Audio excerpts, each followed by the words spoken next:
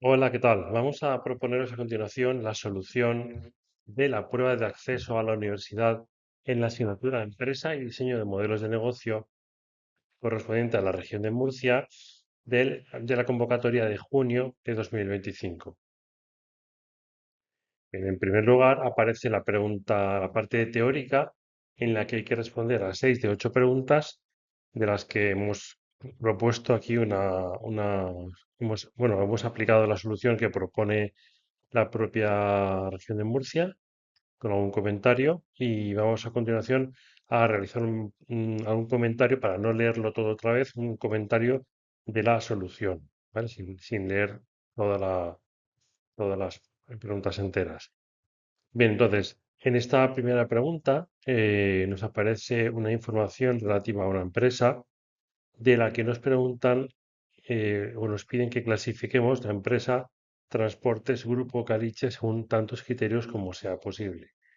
Bien, las empresas sabéis que se pueden clasificar por su tamaño, forma jurídica, sector, propiedad y ámbito geográfico. Estos son los criterios de clasificación de las empresas que hemos aprendido. Bien, respecto al caso concreto, podemos decir que esta sociedad es una sociedad privada, no es pública, por lo tanto es privada, el capital es privado.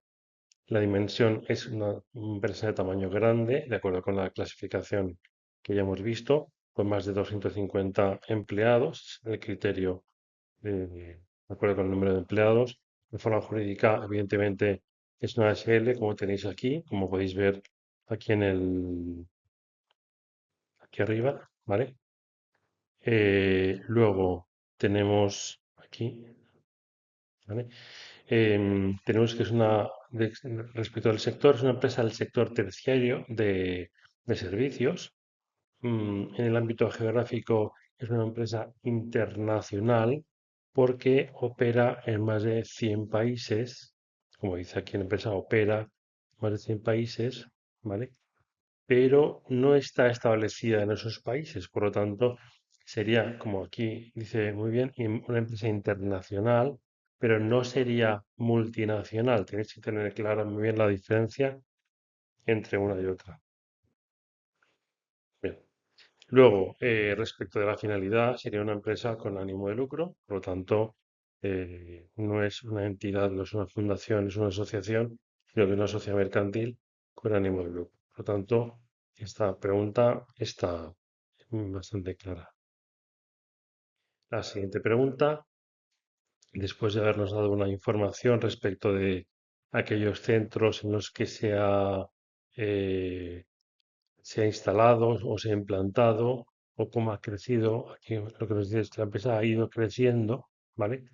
De distintos modos. Lo que nos pregunta es formas en las que puede crecer la empresa, ¿vale? En qué consisten y señala las formas de crecimiento que ha experimentado el grupo.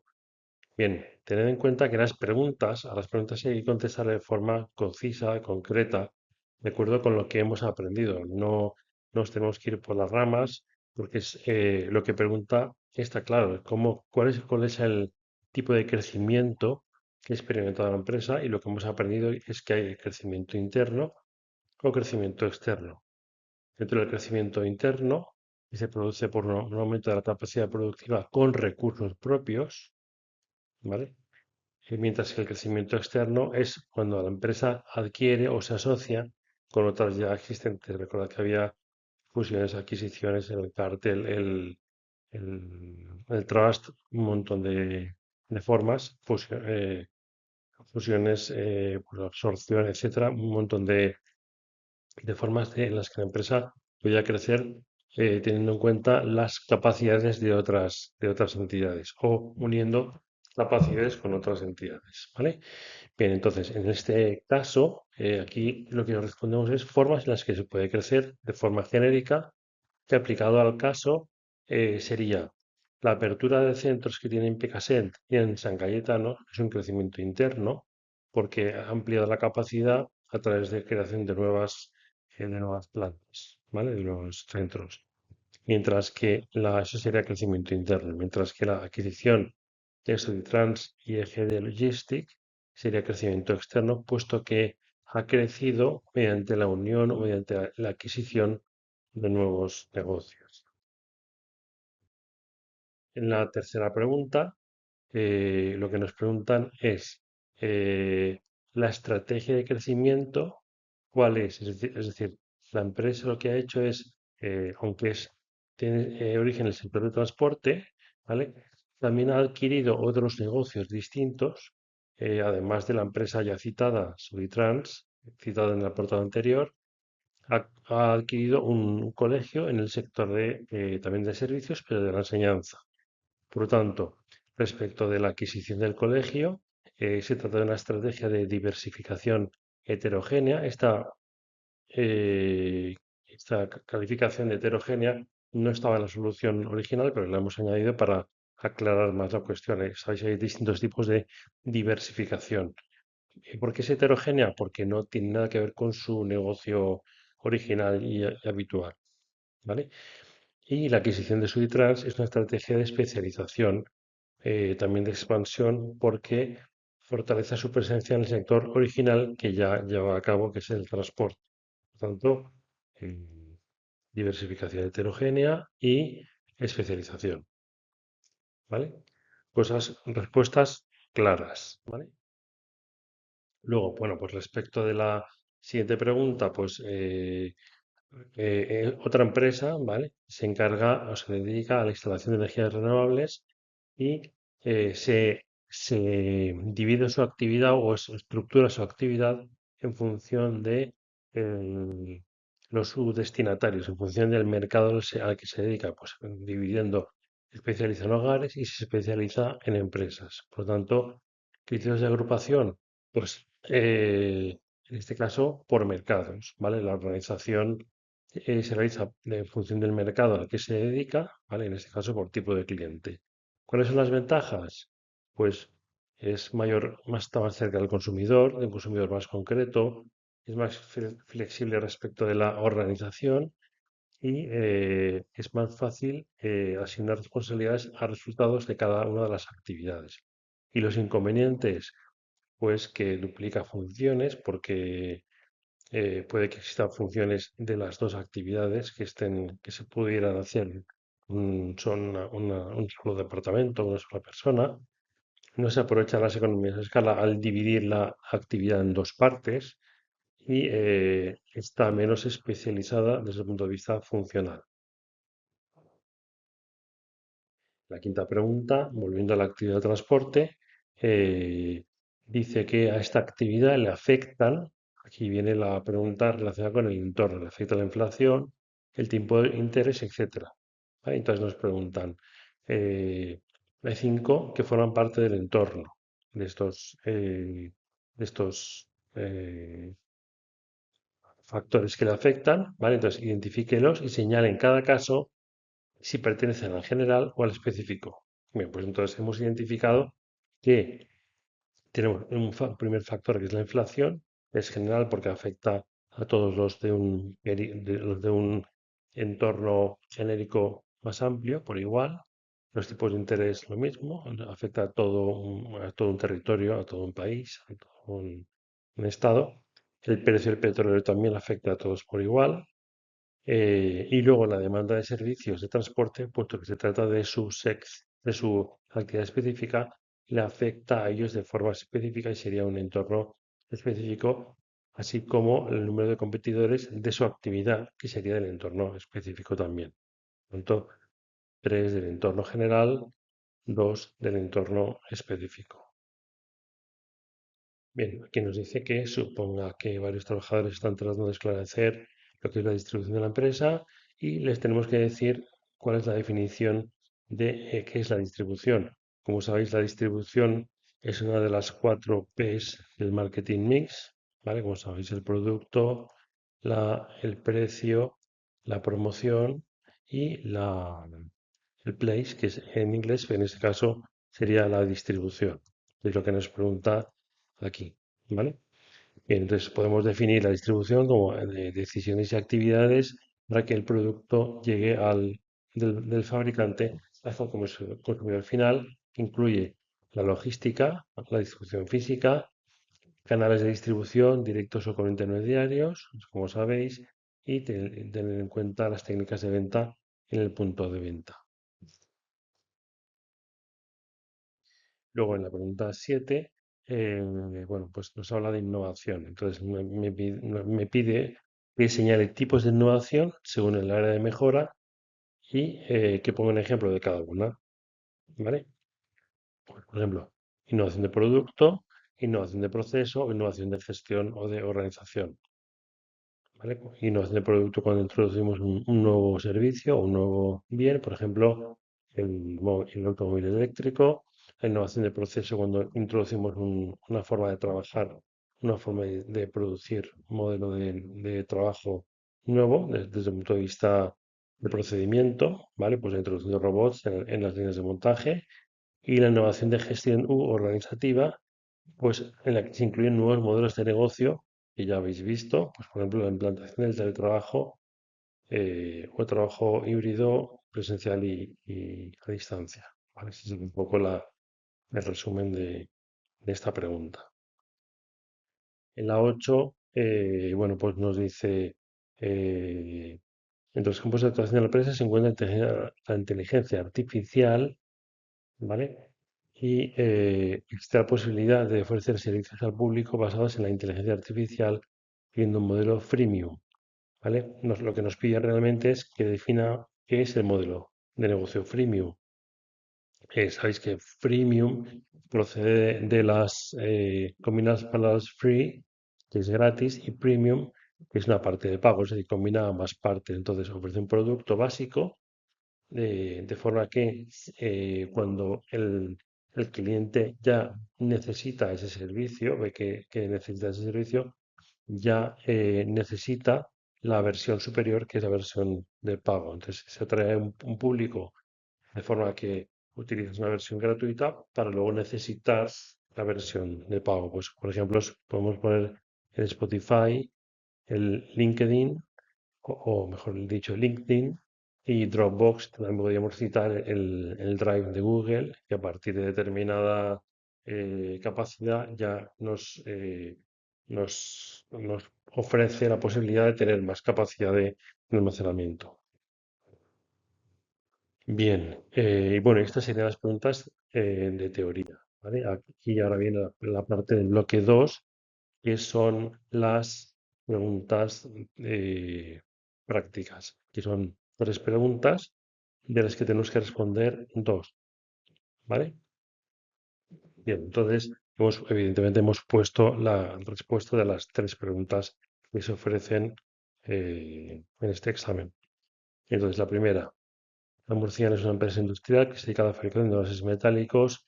En 2024 la producción fue de 1 millón de unidades que se vendían a un precio de 2 euros por unidad. El coste variable unitario fue 0,75 por unidad y los costes totales fueron de 1.750.000. Nos pide calcular el punto muerto, el beneficio en el año 24 y representar las curvas de ingresos y costes. Bastante sencillo, ¿no? Vale, para calcular el punto muerto, ¿qué necesitamos? Sabéis que en muchos exámenes nos piden justifique su respuesta. Justifique su respuesta. ¿A qué se refiere esto? Se refiere a que pongamos la expresión, cuando hablamos de una pregunta práctica, que pongamos la expresión que nos permite calcular la variable que nos pregunta. En este caso, el punto muerto, umbral de rentabilidad. Entonces, ¿qué necesitamos? Pues el coste fijo y el precio de venta unitario, que lo tenemos aquí, 2, y el coste variable unitario lo tenemos que es 0,75. Pero tenemos el coste total. Vale. Eh, bien, pues entonces para saber el coste variable, el coste fijo, al coste total le tenemos que quitar el coste variable. Sabemos que el coste variable es 0,75 por la cantidad producida. En este caso, para esa producción serían 750.000 euros. Por lo tanto, si el coste total es de 1.750.000 y el coste variable es de 750.000, por lo tanto, el coste fijo sería de 1 millón. Por lo tanto, ya tenemos todos los datos que necesitamos para calcular el umbral de rentabilidad, que en este caso sería de 800.000 unidades. Bien, Voy a resaltarlo aquí en otro color, ¿vale? Acordaos siempre de poner las unidades porque eso en su defecto os quitaría puntos, ¿vale? Justificación y unidades, aparte de que el cálculo esté bien hecho. Bien, calcular el beneficio en el año 2024. Bueno, pues si sabemos que los ingresos, sabéis que el beneficio es la diferencia entre ingresos totales menos costes totales, ¿vale? El beneficio, ¿cuál sería? Pues multiplicar el precio de venta por la cantidad vendida, 2 millones, y como ya nos habían proporcionado el coste total, pues entonces para esa producción tenemos que el beneficio sería de 250.000, ¿vale? Ahora nos piden la representación gráfica. En realidad lo que nos interesa sería lo siguiente, los costes fijos sería esta constante, ¿vale? Y la parte de coste variable más coste total sería esta de aquí, ¿vale? Bien, entonces, el punto en el que los ingresos cruzan con el coste, es decir, el punto en el que se igualan, ese sería el punto muerto, ¿vale? Que hemos obtenido que eran 800.000 unidades, ¿de acuerdo? Bien, en principio, no en la representación gráfica, aparte de los ejes y las curvas de coste fijo y coste total, ingresos, no hace falta poner mucho más, simplemente indicar en qué punto se cortan las unidades, ¿vale? Es decir, aquí el umbral de rentabilidad y ya está, ¿vale? Bien, en el apartado, en el punto 10, en la pregunta siguiente, nos da unos proyectos de inversión con unos flujos de caja que aparecen en la tabla siguiente y lo primero que me pide es el periodo de recuperación. Bien, como decimos habitualmente, en las preguntas de examen nos pueden preguntar las cosas de forma diferente. Sabemos que el periodo de recuperación es el payback, pues pueden decir perfectamente, calcula el periodo de recuperación que tenemos que saber que se corresponde con el payback, que es uno de los métodos de valoración de inversiones, un método estático, que ya se conocéis. Entonces, con la tabla que hacemos habitualmente, ponemos para cada año el importe pendiente, flujo neto de caja, el- aquí está señalado de cada año, ¿vale? Y si en ese año hemos conseguido compensar el, el desembolso inicial.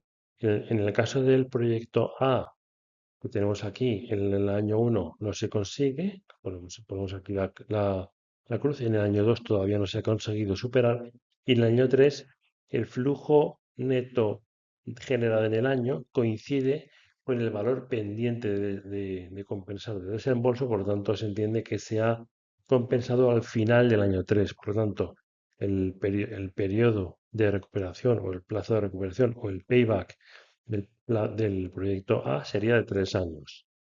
En el caso del proyecto B, procedemos igual y vemos que en el año 1 no se recupera, en el año 2 no se recupera y en el año tercero sí.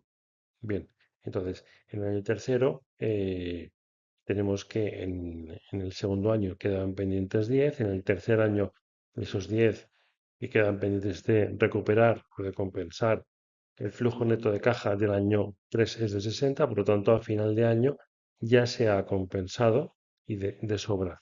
Sabéis que al payback no le interesa para nada si ha habido beneficio o no, si ha habido un cash flow positivo. Aquí esta cifra la hemos puesto, pero para saber que hemos superado. Y fijaos que en el año 4 sigue habiendo flujos de caja, pero no los hemos puesto en ninguno de los casos. ¿Por qué? Porque al payback esto no le interesa, por eso no lo ponemos, porque no es interesante, no aporta nada al cálculo. Por lo tanto, hacemos la regla de 3 y 60 unidades o 60 miles de euros se generan en 12 meses, por lo tanto, ¿en cuánto tiempo se habrán generado 10 que son los que me faltan por superar? Teniendo en cuenta o asumiendo que los flujos de caja se generan de forma lineal a lo largo del año.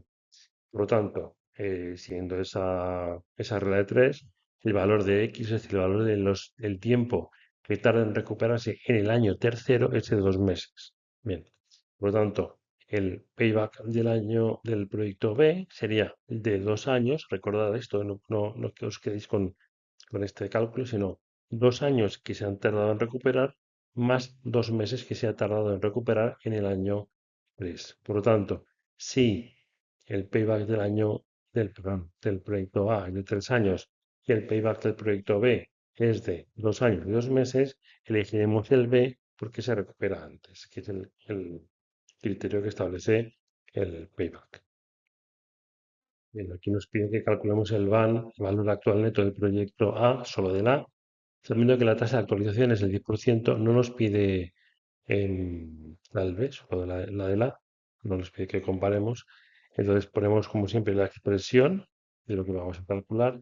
Esto supone o esto equivale a la justificación de lo que estamos haciendo y sustituimos los valores que tenemos, que recordar que están en miles de euros. Por lo tanto, sustituimos, obtenemos un valor en miles de euros negativo. Por lo tanto, para esta tasa de actualización, el valor actual neto o el actualizado neto es negativo. Por lo tanto, este proyecto A para esta tasa de actualización, siempre hay que decirlo, no sería viable. Y respondiendo a la pregunta C, si esta empresa no desea iniciar proyectos de inversión cuya rentabilidad sea inferior al 12%, sería aceptar el proyecto anterior. Bien, entonces el VAN ya es negativo para un 12 para un 10%. Por lo tanto, si pudiéramos representar el VAN, podríamos hacer una, más o menos así, ¿no? Entonces, sí, para un 10%, siendo esto la K, ¿vale? ¿Recordáis? Si para este valor de la K, a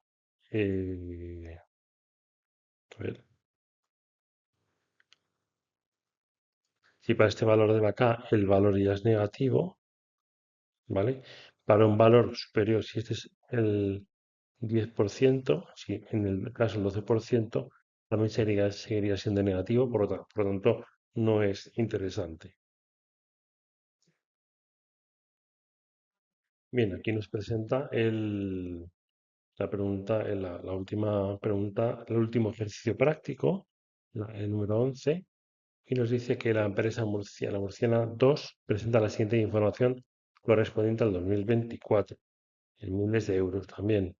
Activo no corriente, activo total, recursos propios, deuda largo a corto y resultado de explotación.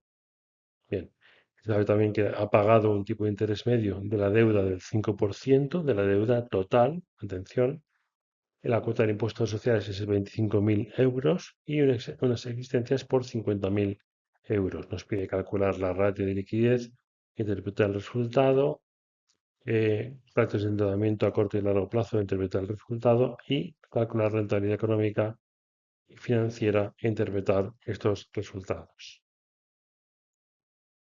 Entonces nos pide calcule la ratio de liquidez e interprete el resultado.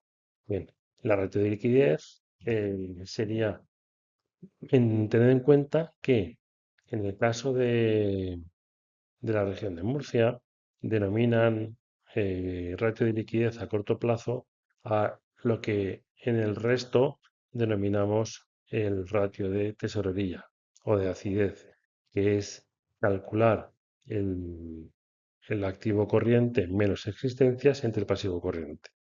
¿Vale?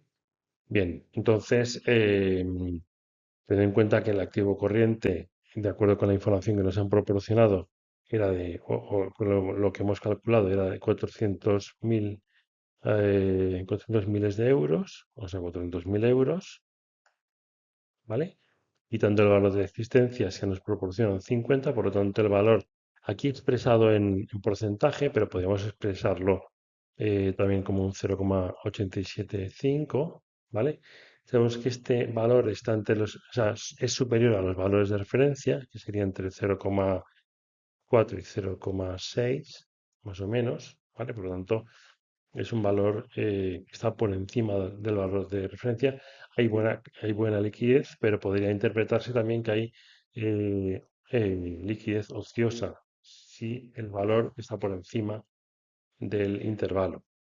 Luego nos pide calcular las ratios de endeudamiento a corto y largo plazo. ¿vale? Entonces, eh, endeudamiento a largo, pues el endeudamiento el pasivo no corriente entre el pasivo más el patrimonio neto, que nos da un 20%.